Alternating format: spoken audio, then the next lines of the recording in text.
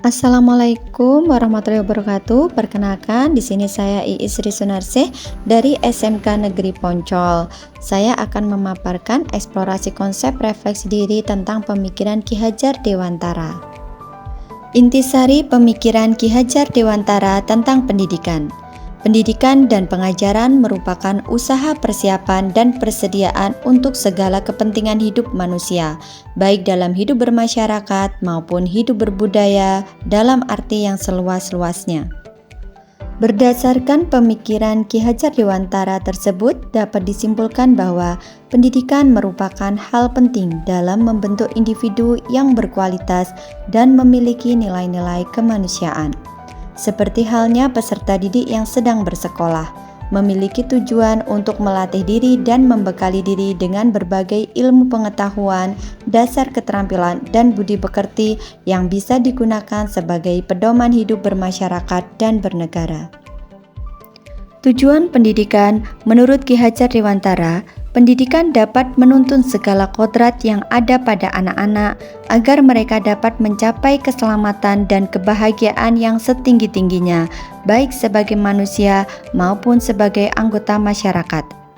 Pemikiran itu dapat kita maknai bahwa seorang pendidik mampu menuntun peserta didiknya untuk memperbaiki diri dan mengembangkan kemampuan diri sehingga mereka dapat berkembang menjadi pribadi yang berakhlak mulia, cerdas, dan bertanggung jawab.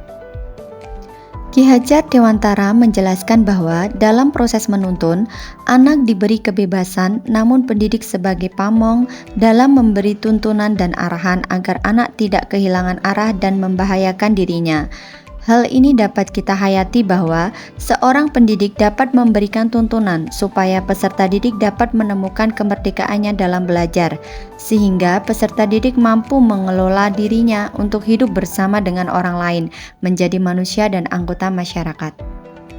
Ki Hajar Dewantara menjelaskan bahwa dasar pendidikan anak berhubungan dengan kodrat alam dan kodrat zaman. Kodrat alam berkaitan dengan sifat dan bentuk lingkungan di mana anak berada, sedangkan kodrat zaman berkaitan dengan isi dan irama. Berdasarkan pemikiran Ki Hajar Dewantara tersebut, selaku pendidik, saya mengaplikasikannya dalam pembelajaran, bahwasanya sesuai dengan kodrat alam di sekolah yang berada di lokasi pegunungan. Saya menuntun peserta didik untuk mengeksplor pengetahuan tentang pemanfaatan tanaman liar yang ada di sekitar sekolah. Salah satu yang bisa ditemukan adalah daun sirih Cina yang bisa bermanfaat untuk kesehatan kulit manusia. Memadukan dengan kodrat zaman sesuai filosofi pemikiran KHD, di sini saya selaku pendidik menuntun peserta didik untuk bisa memanfaatkan iptek dalam mengolah daun sirih Cina menjadi skincare yang saat ini digemari oleh masyarakat. Selain itu juga, peserta didik dituntun untuk memanfaatkan berbagai aplikasi online shop dan media sosial dalam memasarkan produk skincare yang dihasilkan. Secara keseluruhan, melalui iptek dapat mengarahkan peserta didik menjadi produktif untuk berkarya. Menurut Ki Hajar Dewantara, budi pekerti atau watak atau karakter merupakan perpaduan antara gerak pikiran, perasaan, dan kehendak atau kemauan sehingga menimbulkan tenaga. Budi pekerti juga dapat diartikan sebagai perpaduan antara cipta kognitif, karsa afektif sehingga menciptakan karya psikomotor. Dalam konsep ini, anak dilahirkan ibarat kertas putih yang memiliki garis-garis tipis. Orang tua bertanggung jawab untuk mengisi kertas putih tersebut dengan tulisan-tulisan yang bermakna. Tulisan-tulisan itu adalah budi pekerti yang luhur.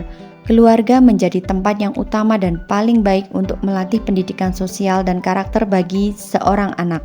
Sedangkan peran pendidik adalah melanjutkan pendidikan sosial dan karakter yang sudah terbentuk dan membenahi karakter yang kurang baik. Menurut Ki Hajar Dewantara, mendidik yang sesuai adalah dengan sistem Among yang dikenal dengan trilogi pendidikan. Ing ngarsa sung tulada, ing madya mangun karsa, tutwuri handayani.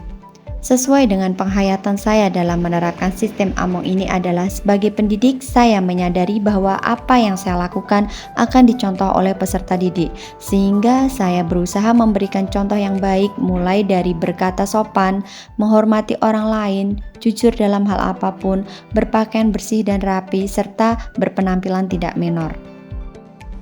Penerapan Eng Mateo Mangunkarsa. Di sini sebagai pendidik, saya menuntun peserta didik untuk bisa mengeksplor bakat dan minat sesuai kemampuan diri masing-masing.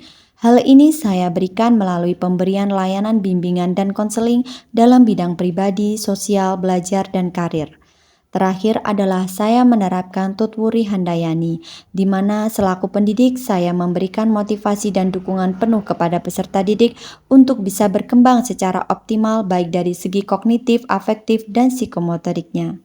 Hal yang dapat saya simpulkan sebagai pembelajar dari filosofi Ki Hajar Dewantara adalah pendidikan berpusat pada peserta didik. Pendidikan bersifat statis, di mana selalu mengalami perubahan sesuai kodrat alam dan kodrat zaman. Pendidikan menggunakan sistem Among. Pendidikan sebagai sarana membentuk budi pekerti. Pendidikan berfokus pada proses, bukan hasil semata. Terima kasih telah menyaksikan paparan saya terkait eksplorasi konsep refleksi diri tentang pemikiran Ki Hajar Dewantara. Semoga bermanfaat. Wassalamualaikum warahmatullahi wabarakatuh.